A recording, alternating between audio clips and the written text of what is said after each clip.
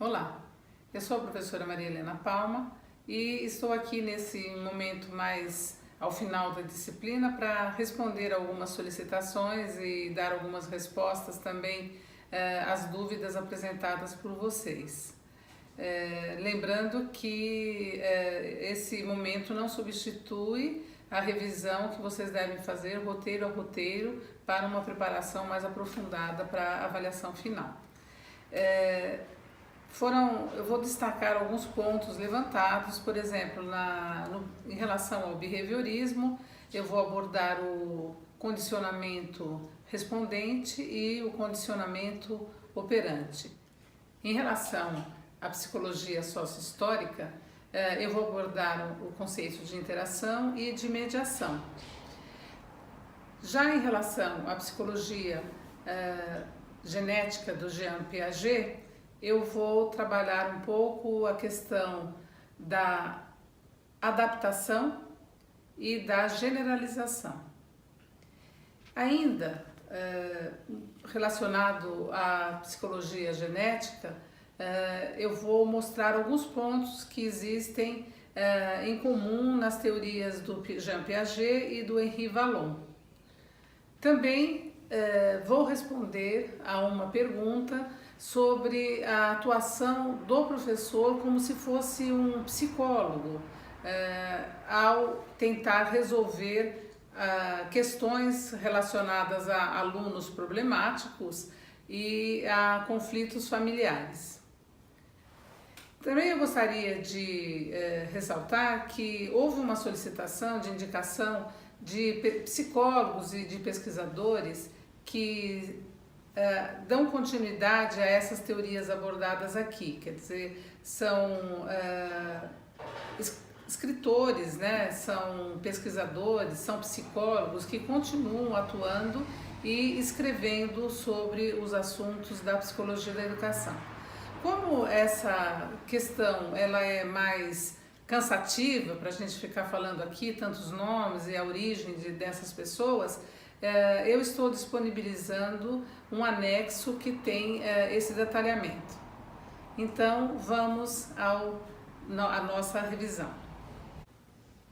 A corrente da psicologia, conhecida como comportamentalismo ou behaviorismo, se preocupa apenas com os comportamentos externos, os comportamentos observáveis, e se recusa a fazer estudos científicos daquilo que não pode ser observado como comportamento.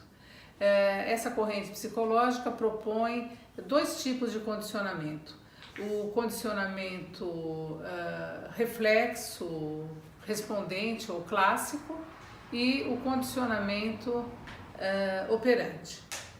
O condicionamento respondente ou reflexo, ele pode ter um estímulo, pode ser entendido também como um estímulo incondicionado que gera uma resposta incondicionada, ou um estímulo condicionado que gera uma resposta condicionada. O que quer dizer isso? Quando você apresenta para um animal um prato com alimento, né, um recipiente com alimento, ele imediatamente saliva.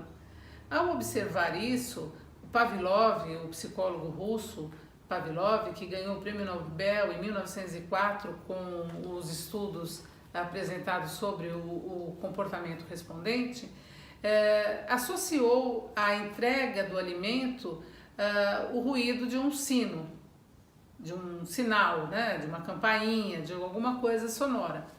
E fez isso várias vezes, né, até o ponto em que, ao tocar o sino, o animal salivava mesmo antes da apresentação do alimento. Então, no caso da salivação produzida pelo estímulo do alimento, sem a presença desse estímulo neutro, que seria o toque da campainha, a gente chama de estímulo incondicionado e a resposta de salivação como resposta incondicionada. No caso da associação da alimentação ao ruído do sino, nós temos então um comportamento respondente, que é a salivação, que ocorre mesmo sem a apresentação do alimento. Então, O comportamento respondente, o comportamento então pavloviano, é um estímulo que segue a uma resposta, que se segue a uma resposta. No comportamento operante, que é o que foi descrito e estudado por Skinner, o ambiente é modificado e ele produz consequências que agem sobre o sujeito, né? E que altera a probabilidade de ocorrência daquele comportamento esperado. Então, por exemplo, na caixa de Skinner, né, são controladas todas as contingências que podem interferir no comportamento do rato que está sendo ali o objeto, o sujeito, aliás, da observação. Então, ao controlar, por exemplo, a oferta de alimento, deixando o animal com fome, você tem dentro da caixa skinneriana uma alavanca, um dispositivo que o animal vai acabar tocando involuntariamente e aos poucos ele vai associar aquele toque naquele estímulo, naquele dispositivo, a oferta de comida, ou seja, ele toca involuntariamente e recebe comida. E ele aprende, então é uma técnica de ensino, né, de aprendizagem dentro da proposta behaviorista, ele aprende que quando ele toca a alavanca, ele recebe alimento. Então ele passa a fazer isso voluntariamente, ele passa a operar esse dispositivo. Então, nesse tipo de condicionamento, você tem uma resposta condicionada e uma ação do sujeito, né? No caso, o rato da caixinha de Skinner. Nessa perspectiva do condicionamento operante, é possível ao experimentador instalar um novo comportamento, reforçar um comportamento desejado para que ocorra mais vezes, ou retirar um comportamento que não esteja sendo desejado. Isso pode ser feito através do reforçamento. Skinner fala de dois tipos de reforços: o reforço positivo, que representa trazer, né, um estímulo agradável que faça com que o comportamento desejado aumente, ou o reforço negativo, que representa a ausência de estímulos desagradáveis, né? Por exemplo, um trabalho escolar que vai ser feito na última hora, ele causa tensão. Então, o planejamento e a ação do aluno, que pode ocorrer com mais antecedência, evita que essa tensão de final ocorra, né? Então, você elimina esse estímulo desagradável. Vamos falar um pouco sobre a psicologia sócio-histórica de Lev e Vygotsky, mais especificamente sobre interação e mediação.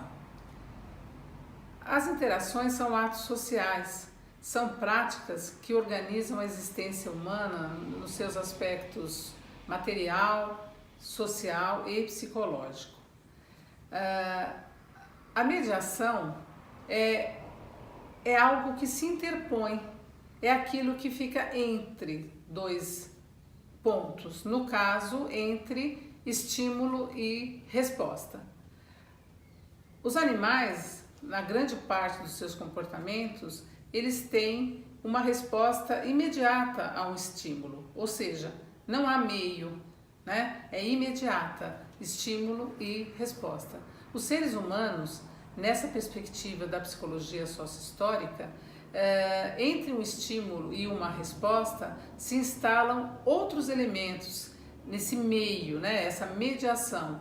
E na perspectiva da psicologia do Vygotsky, seriam 3 tipos de mediação. Entre um estímulo e uma resposta, você tem a consciência, a socialidade e os instrumentos, a tecnologia, a linguagem, né, que são todos componentes desses instrumentos, que são instrumentos mentais, instrumentos psicológicos.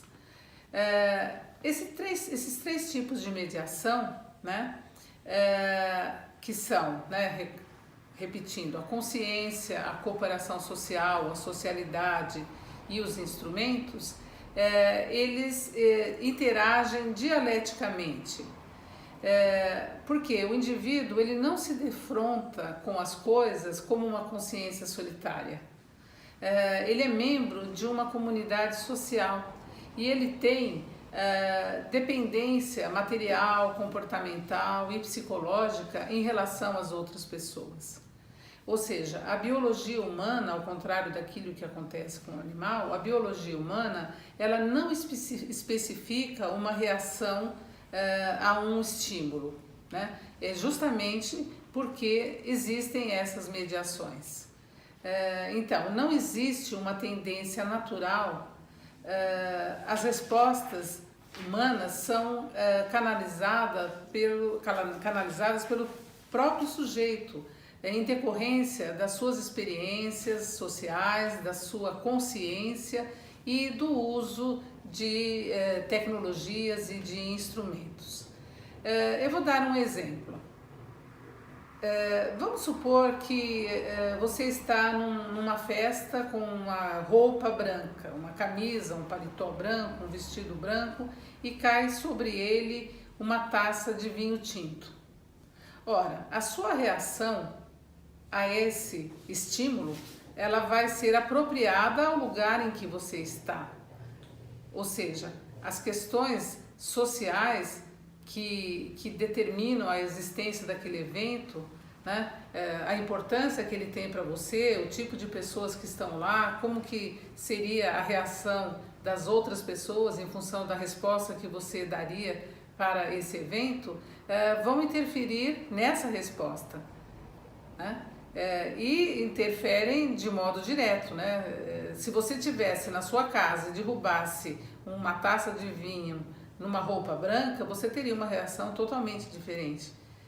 E se você também tivesse um líquido mágico que você pudesse jogar sobre a mancha e que ela sumisse na hora, e isso é tecnologia, instrumento, você também teria uma resposta diferente.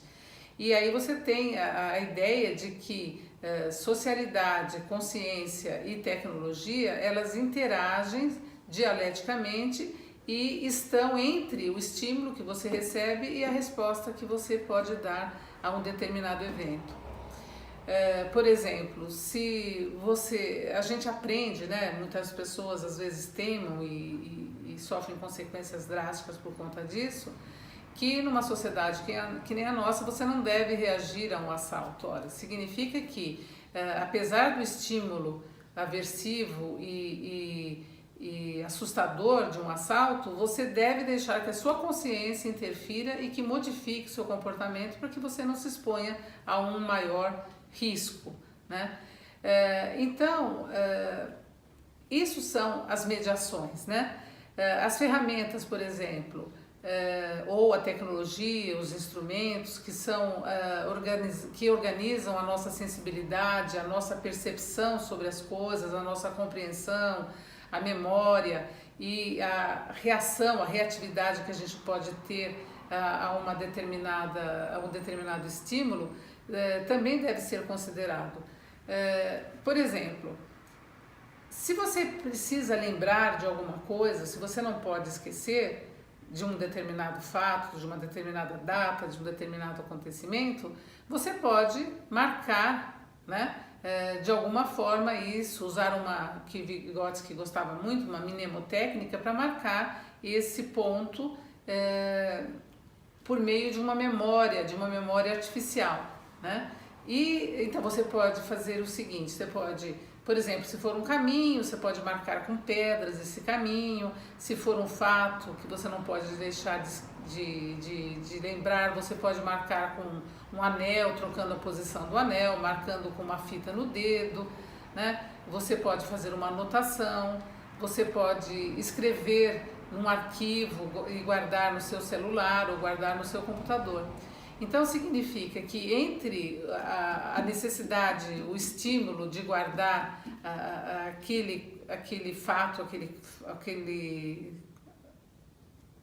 aquele ponto que você não pode esquecer e a resposta que você dá, isso vai depender desse meio, dessa mediação que você vai fazer com um instrumento.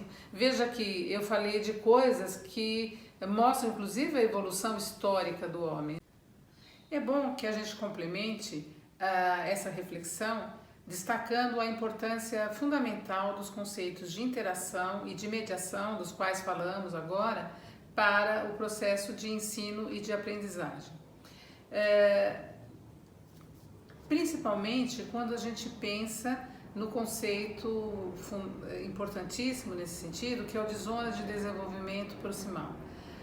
Os processos de interação se instalam nesse espaço da zona de desenvolvimento proximal, que são também e representam também os processos de mediação, ou seja, por meio do contato com o outro, né, por meio do contato com os materiais didáticos, que são também tecnologia e que também são interação, o sujeito passa de um conhecimento que ele dominava e com a ajuda de um outro mais capaz, ele consegue atingir um novo estágio de conhecimento. Ele avança para aquilo que antes era simplesmente um aspecto potencial da sua aprendizagem.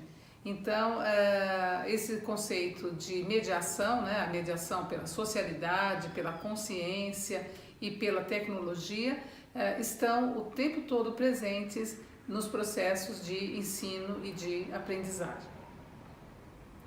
Vamos falar um pouco de Jean Piaget. Jean Piaget foi um biólogo suíço que transpôs os fundamentos da biologia evolucionista para a explicação do desenvolvimento cognitivo humano. Para ele, e nessa perspectiva dele, dois conceitos são fundamentais: o de adaptação e de equilibração. Adaptação, Piaget considera que, como qualquer organismo vivo, o ser humano pode adaptar-se geneticamente a um novo meio. Ou seja, ele traz os conceitos da biologia para o entendimento do desenvolvimento cognitivo humano. Ou seja, por meio da ação, o sujeito constrói o conhecimento sobre o objeto e na interação homem-meio, o sujeito-objeto, o ser humano constrói novas possibilidades e passa para conhecimentos cada vez mais complexos. Por isso, a construção da realidade é singular para cada sujeito. Para Piaget, e nessa perspectiva de Piaget, né, existe uma supremacia do cognitivo sobre o social e sobre os processos afetivos. Em consequência, na aprendizagem, as interações sociais e afetivas ficam em segundo plano.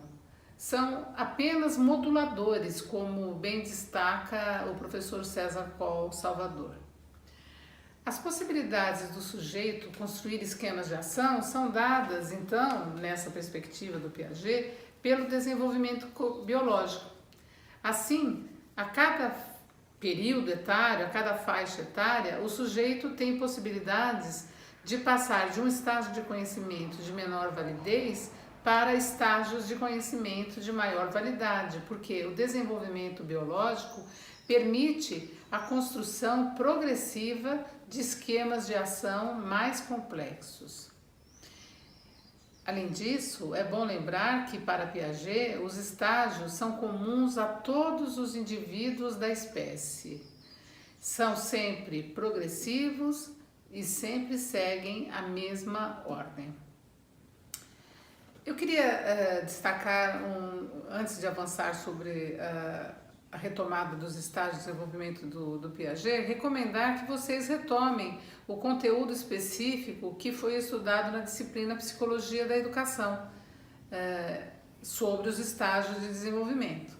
Além disso, retome também o vídeo recomendado no módulo 2 e é bem produtiva também para vocês estudarem com o vídeo que tem o nome Jean Piaget, né? E que foi feito pelo professor Yves Delatare e produzido pela Ata Vídeo.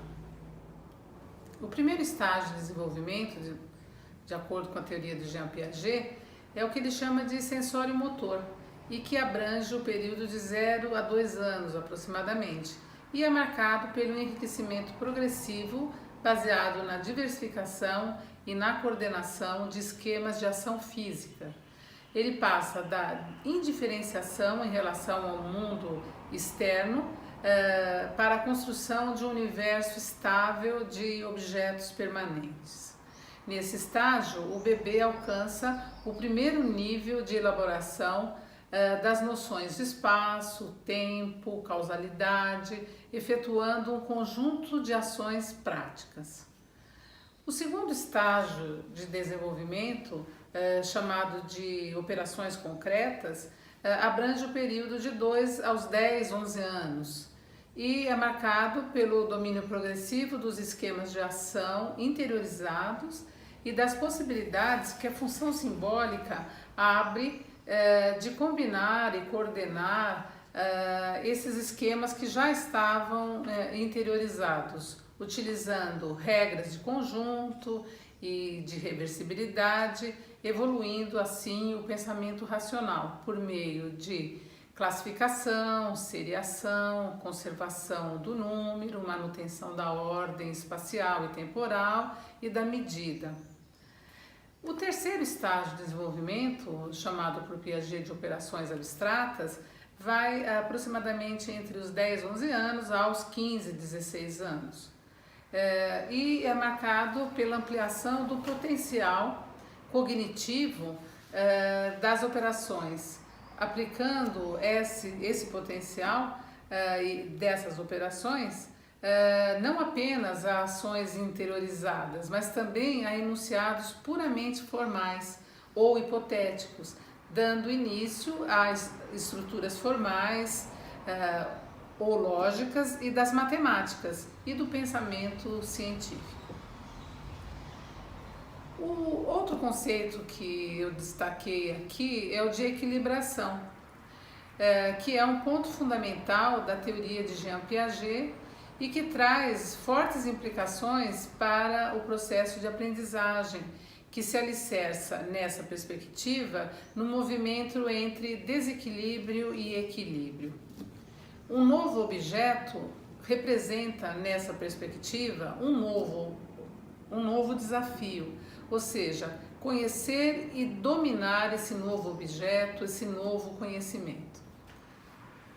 Assim, diante do novo, diante do desafio, o sujeito lança mão dos esquemas de ação, dos conhecimentos de que dispõe, para desvendar então esse objeto. Quando esse recurso não dá conta, surge o desequilíbrio. E o sujeito, nesse caso, passa a construir conhecimento, ou seja, por assimilação.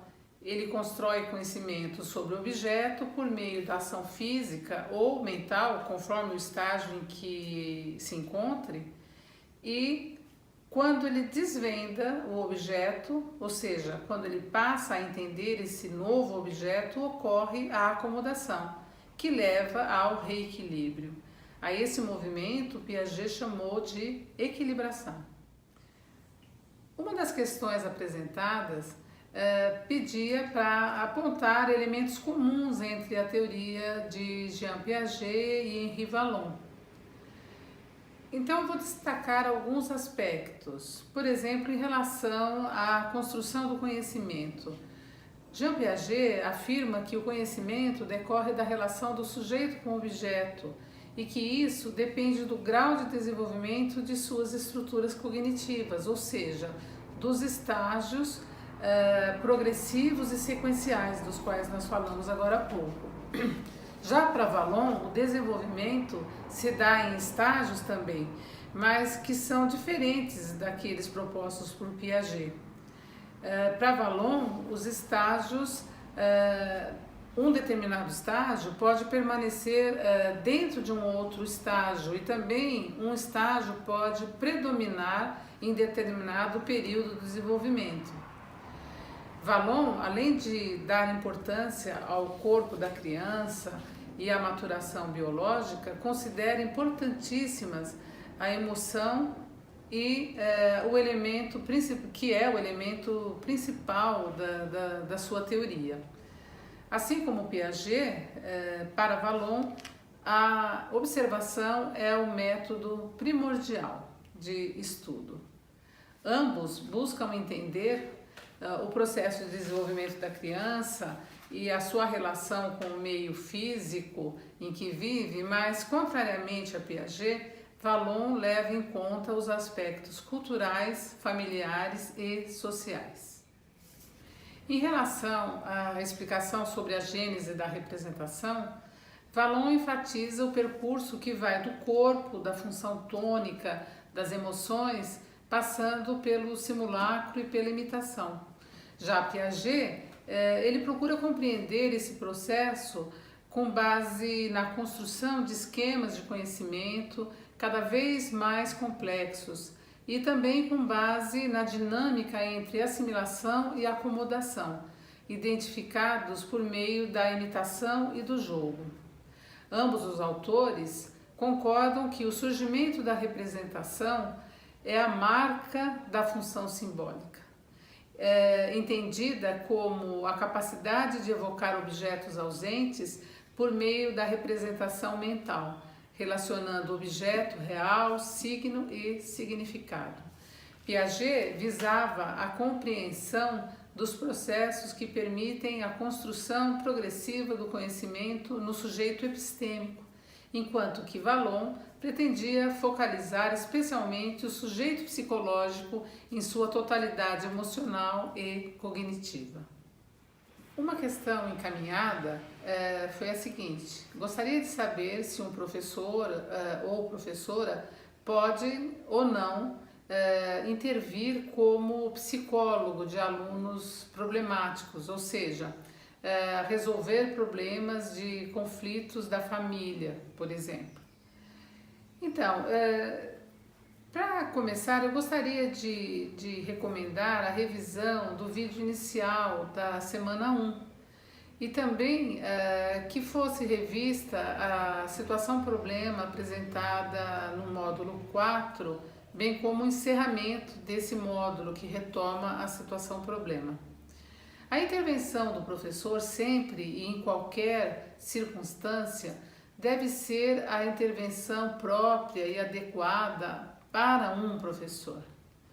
É bom lembrar que nem mesmo os psicólogos se propõem a resolver problemas de conflitos de família, porque seria assim muita pretensão. Os psicólogos podem orientar as pessoas com base na compreensão que os fundamentos psicológicos, a formação e a prática clínica trouxeram para a sua atuação e também com base na própria experiência profissional. Não é função do professor fazer isso. O professor não tem essa formação e não tem essa experiência. Não cabe então a ele resolver problemas de conflito de família. Se fizer isso, ele acaba invadindo a privacidade dos alunos, além de ele mesmo se colocar em risco. Ele deixa de realizar o que é próprio da sua função docente. Essa postura minha não significa que o professor deva deixar de se interessar pelos alunos, por seus problemas. Ao contrário, 2 pontos de vistas meus são fundamentais para explicar essa minha posição. Primeiro, o trabalho sério e comprometido com os alunos deve permitir, né, a esses alunos a apropriação do conhecimento necessário ao seu desenvolvimento. Além disso, é importantíssimo o acolhimento, a compreensão das dificuldades do aluno e o incentivo para que esse aluno saia de um estado, né, de um determinado lugar em que ele está para um outro melhor, né, de maior saber sobre si mesmo e sobre o mundo. Os fundamentos da psicologia que essa disciplina trouxe eles permitem auxiliar o professor nessas duas tarefas, na medida em que lhe dão instrumentos de análise das situações vividas em sala de aula e nos demais contextos educacionais, permitindo que planeje e execute a sua ação docente da melhor forma possível. Eu espero que essa retomada que nós fizemos de alguns dos pontos da disciplina tenham sido produtivos e que ajude vocês a se prepararem para a avaliação. Bons estudos e boa prova. Obrigada!